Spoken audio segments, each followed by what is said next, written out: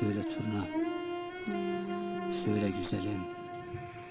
Hayvanları yemledin mi? Hayvanları yemlemişim. Yemlemişim Turnam. Kürünlere su doldurmuşam. Bostana su aktarmışam. Hiç gözün arkada kalmaz. Eyvallah.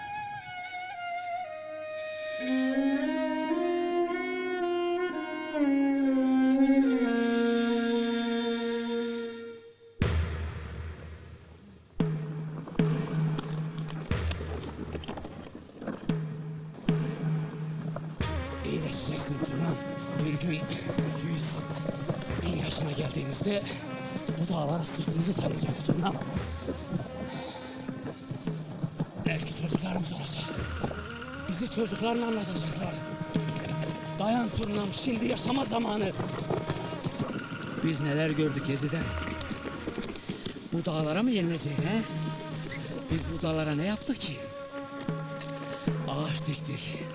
Gölgesinde yatsın diye. Toprağı sulamadık mı? Yeşersin hayat bulsun diye. Hele şu dağı açtık mı? Yol kolaylaşıyor.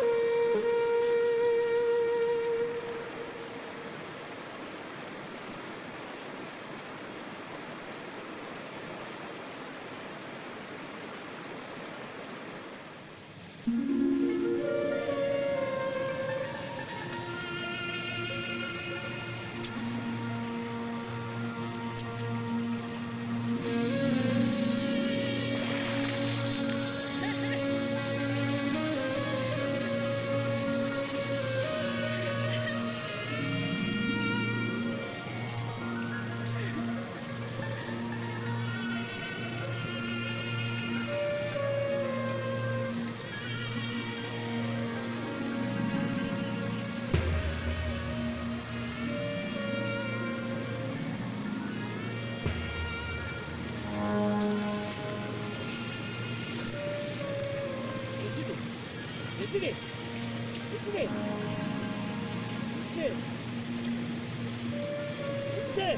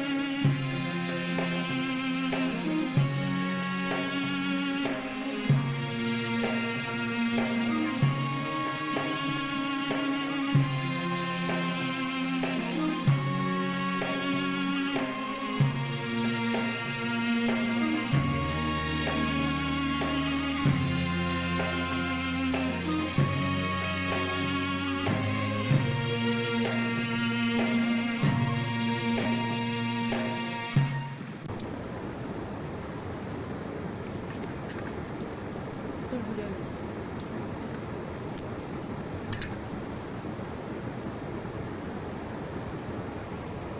Haydar'ım, Ha. şu iskayası yok mu? Bu çadırı kurmuşuz kuralı, aklıma takılıyor. Niye ki? Ne bileyim, sanki üstüme doğru geliyor. Sanki hep bana bakıyor. Gezide. Bu üst kayasını öyle sıradan bir kaya belleme. Ben de sağa söyleyemem ama hep düşünür dururum. Hani o 7 Yaman kardeşler var ya, He. işte o kardeşlerden biri bu yatırda yatmak. Bu 7 Yaman kardeşlerin babaları puta taparmış.